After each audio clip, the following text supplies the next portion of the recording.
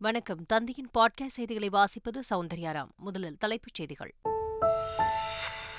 மதுரையில் 215 கோடி ரூபாய் மதிப்பில் கட்டப்பட்ட கலைஞர் நூலகம் இன்று திறப்பு.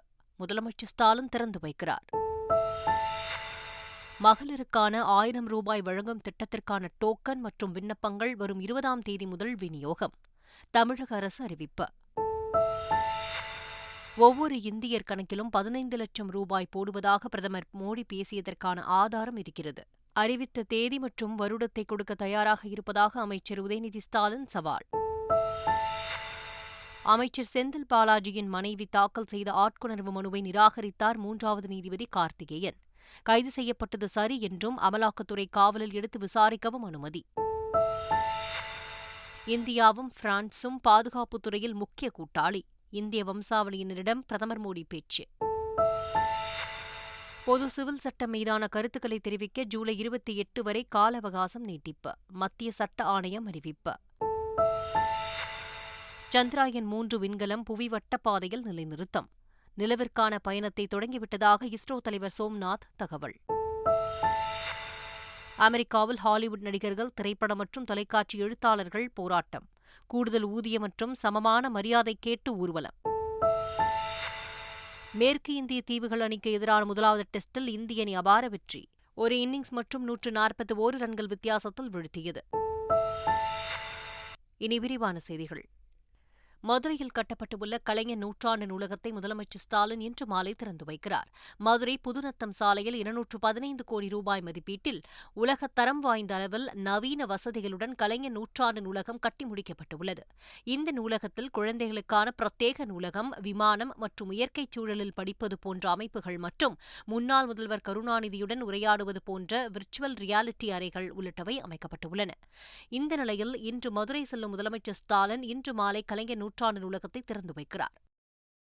இன்று காமராஜர் பிறந்த நாளையொட்டி பள்ளிகள் இயங்கும் என்று பள்ளிக்கல்வித்துறை அறிவித்துள்ளது.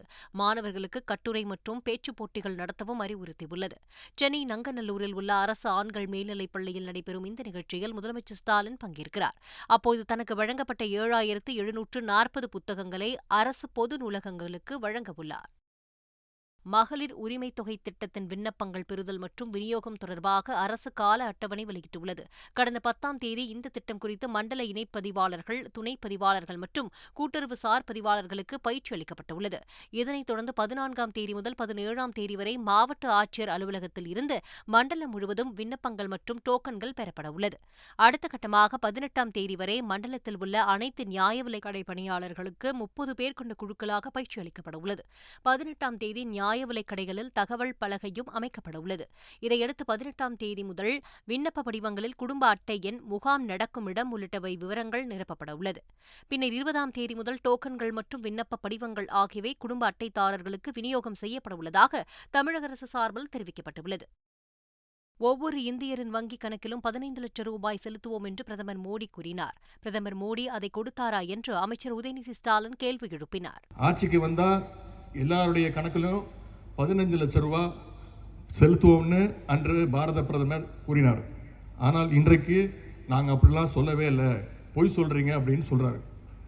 பாஜகவுடைய சட்டமன்ற உறுப்பினர் அக்கா வானதி சீனிவாசன் அவர்கள் நான் பகிரங்கமா மன்னிப்பு கேட்கணும் அப்படின்றார். வேற நான் திரும்பவும் சொல்றேன், மன்னிப்பெல்லாம் நான் கேட்க முடியாது. மோடி சொன்னது உண்மை. எங்கே பேசினார், எப்போ பேசினார் என்பதையும் நான் இன்று தேதியோடு சொல்கின்றேன்.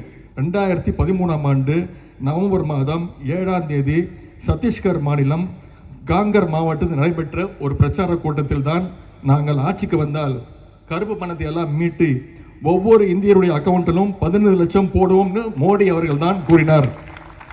அதை திரு அமித்ஷா அவர்களும் திரு அருண்ஜேட்லி அவர்களும் ஒப்புக்கொண்டுள்ளனர், பாராளுமன்றத்திலே ஒப்புக்கொண்டுள்ளனர். நான் வேண்டுமானால் ஆதாரத்தை தரவும் தயார். குடிமைப் பொருள் குற்றப்புலனாய்வுத்துறை மூலமாக அத்தியாவசிய பொருட்கள் பதுக்கப்படாமல் இருக்க தொடர் நடவடிக்கை எடுக்கப்பட்டு வருவதாக தமிழக அரசு தெரிவித்துள்ளது. இதுகுறித்து வெளியிடப்பட்டுள்ள அறிக்கையில், சென்னையில் 7 அமுதம் அங்காடிகளிலும் நியாய விலைக் கடைகளிலும் தக்காளி கிலோ ஒன்றிற்கு 60 ரூபாய்க்கும், துவரம் பருப்பு அரை கிலோ 75 ரூபாய்க்கும், உளுத்தம் பருப்பு அரை கிலோ 60 ரூபாய்க்கும் விற்கப்பட்டு வருகிறது என்று கூறப்பட்டுள்ளது.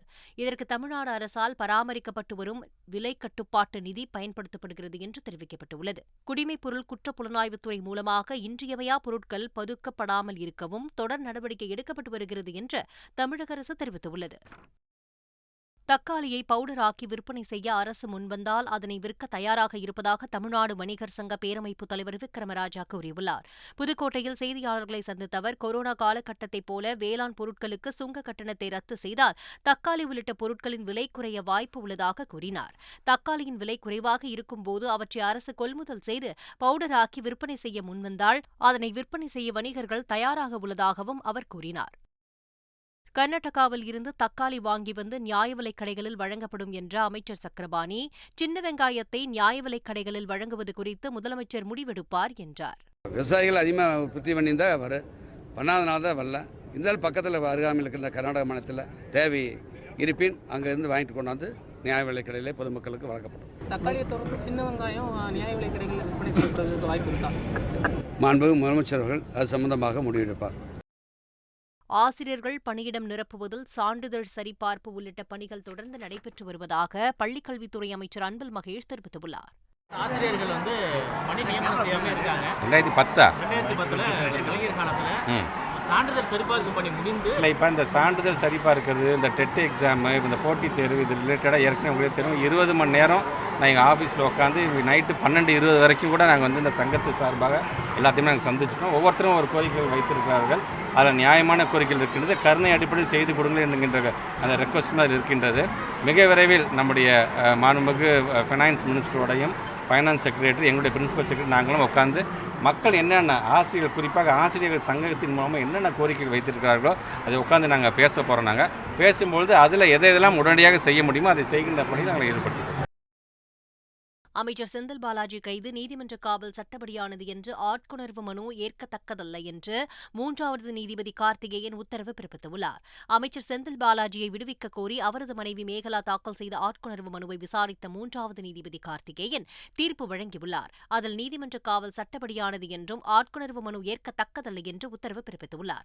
கைதுக்கான காரணங்கள் செந்தில் பாலாஜிக்கு தெரியும் என்றும் காலை முதல் அவர் வீட்டில் அமலாக்கத்துறையினர் இருந்து உள்ளனர் என்று நீதிபதி தரப்பில் கூறியுள்ளனர். மருத்துவமனையில் சிகிச்சை பெற்ற காலத்தை நீதிமன்ற காவல் காலமாக கருத முடியாது என்று கூறிய நீதிபதி, காவலில் எடுத்து விசாரிக்க அமலாக்கத்துறைக்கு அதிகாரம் உள்ளது என்று தீர்ப்பில் குறிப்பிட்டுள்ளார். கைது செய்யப்பட்டவர்கள் விசாரணைக்கு எந்த தடையும் கோர முடியாது என்றும், தான் குற்றம் செய்யவில்லை என்பதை நீதிமன்றத்தில் அமைச்சர் செந்தில் பாலாஜி நிரூபிக்கட்டும் என்றும் நீதிபதி கார்த்திகேயன் தமது தரப்பில் கூறியுள்ளார்.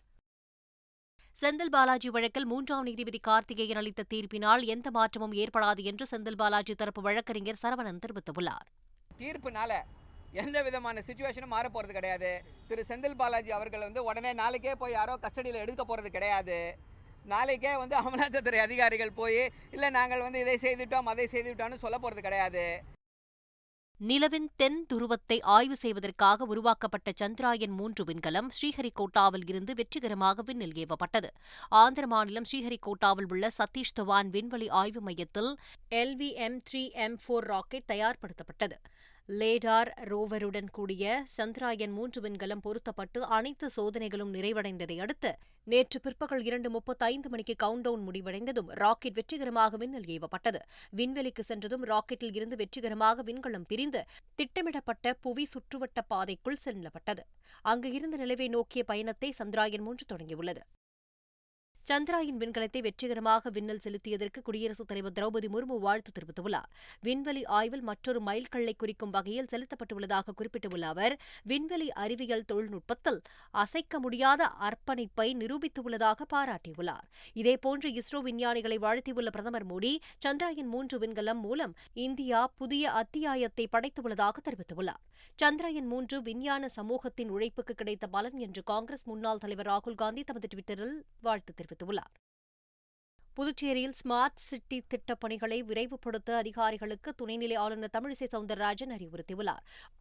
ஆளுநர் மாளிகையில் தமிழிசை சவுந்தரராஜன் தலைமையில் ஸ்மார்ட் சிட்டி பணிகள் குறித்த சீராய்வுக் கூட்டம் நடைபெற்றது.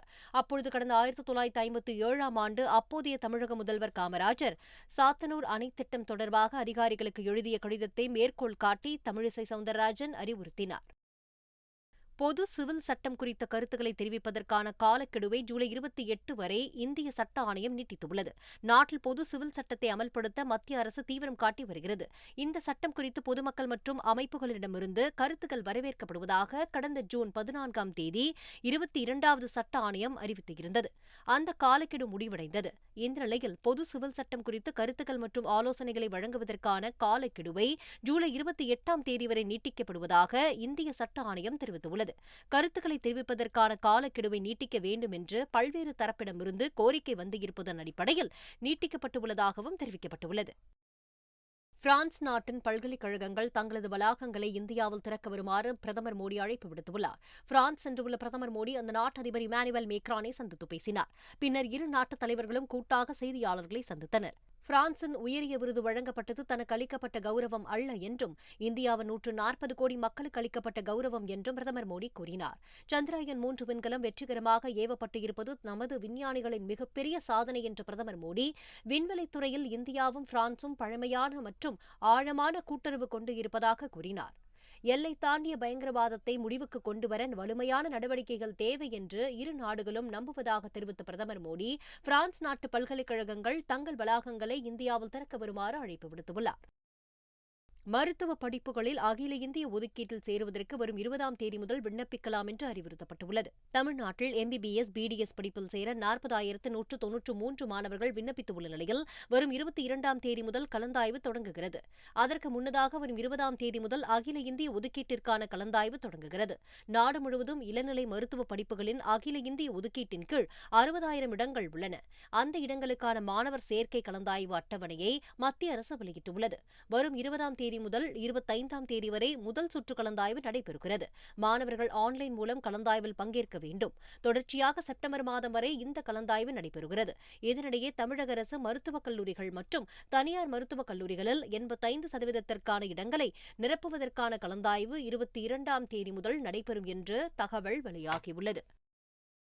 அமெரிக்காவின் நியூயார்க் மற்றும் லாஸ் ஏஞ்சல்ஸ் நகரங்களில் ஹாலிவுட் நடிகர்கள், திரைப்படம் மற்றும் தொலைக்காட்சி எழுத்தாளர்கள் போராட்டத்தில் ஈடுபட்டனர். கூடுதல் ஊதியம் மற்றும் சமமான மரியாதை கேட்டு அவர்கள் நேற்று முதல் வேலைநிறுத்தத்தில் ஈடுபட்டுள்ளனர். நியூயார்க் நகரில் பாரமவுண்ட் மற்றும் பிற முக்கிய ஸ்டுடியோக்களின் அலுவலகங்களுக்கு வெளியே நடிகர்கள் மற்றும் எழுத்தாளர்கள் அணிவகுத்து ஊர்வலமாக சென்றனர். கையில் பதாதைகளுடன் சென்றவர்கள் தங்கள் கோரிக்கைகளை முழக்கமாக எழுப்பினர்.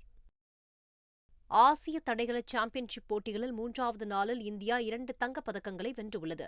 24வது ஆசிய தடகள சாம்பியன்ஷிப் போட்டிகள் தாய்லாந்து தலைநகர் பாங்காக்கில் நடைபெற்று வருகிறது. போட்டியின் 3வது நாளில் ஆடவருக்கான குண்டு எறிதல் போட்டியில் இந்தியாவின் தஜீந்தர் பால் சிங்கும், மகளிருக்கான 3000 மீட்டர் ஸ்டீப்பிள் சேஸ் போட்டியில் இந்தியாவின் ஃபருல் சௌதாரியும் தங்கம் வென்று அசத்தினார்.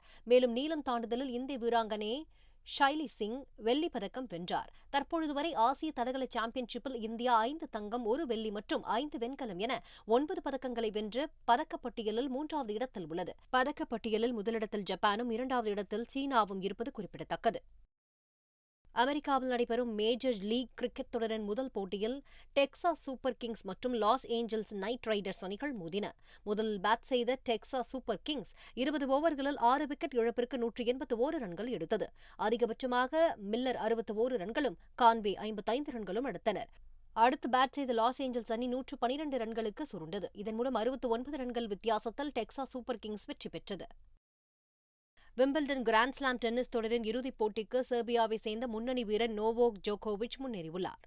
ஆடவர் ஒற்றையர் அரையிறுதி ஆட்டத்தில் இத்தாலி வீரர் யானிக் சின்னருடன் நடப்பு சாம்பியன் ஜோகோவிச் மோதினார். இதில் ஆரம்பம் முதலே அதிரடியாக ஆடி சின்னரை ஜோகோவிச் திணறடித்தார்.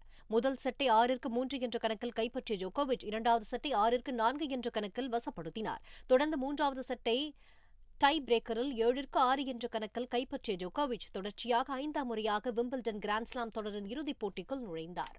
மீண்டும் தலைப்புச் செய்திகள். மதுரையில் 215 கோடி ரூபாய் மதிப்பில் கட்டப்பட்ட கலைஞர் நூலகம் இன்று திறப்பு. முதலமைச்சர் ஸ்டாலின் திறந்து வைக்கிறார். மகளிருக்கான 1000 ரூபாய் வழங்கும் திட்டத்திற்கான டோக்கன் மற்றும் விண்ணப்பங்கள் வரும் 20ஆம் தேதி முதல் விநியோகம். தமிழக அரசு அறிவிப்பு. ஒவ்வொரு இந்தியர் கணக்கிலும் 15 லட்சம் ரூபாய் போடுவதாக பிரதமர் மோடி பேசியதற்கான ஆதாரம் இருக்கிறது. அறிவித்த தேதி மற்றும் வருடத்தை கொடுக்க தயாராக இருப்பதாக அமைச்சர் உதயநிதி ஸ்டாலின் சவால். அமைச்சர் செந்தில் பாலாஜியின் மனைவி தாக்கல் செய்த ஆட்கொணர்வு மனுவை நிராகரித்தார் 3வது நீதிபதி கார்த்திகேயன். கைது செய்யப்பட்டது சரி என்றும் அமலாக்கத்துறை காவலில் எடுத்து விசாரிக்கவும் அனுமதி. இந்தியாவும் பிரான்சும் பாதுகாப்புத் துறையில் முக்கிய கூட்டாளி. இந்திய வம்சாவளியினரிடம் பிரதமர் மோடி பேச்சு. பொது சிவில் சட்டம் மீதான கருத்துக்களை தெரிவிக்க ஜூலை 28 வரை கால அவகாசம் நீட்டிப்பு. மத்திய சட்ட ஆணையம் அறிவிப்பு. சந்திராயன் 3 விண்கலம் புவி வட்டப்பாதையில் நிலைநிறுத்தம். நிலவிற்கான பயணத்தை தொடங்கிவிட்டதாக இஸ்ரோ தலைவர் சோம்நாத் தகவல். அமெரிக்காவில் ஹாலிவுட் நடிகர்கள், திரைப்படம் மற்றும் தொலைக்காட்சி எழுத்தாளர்கள் போராட்டம். கூடுதல் ஊதியம் மற்றும் சமமான மரியாதை கேட்டு ஊர்வலம். மேற்கு இந்திய தீவுகள் அணிக்கு எதிரான முதலாவது டெஸ்டில் இந்திய அணி அபார வெற்றி. ஒரு இன்னிங்ஸ் மற்றும் 141 ரன்கள் வித்தியாசத்தில் வீழ்த்தியது. இத்துடன் செய்திகள் நிறைவு பெற்றன.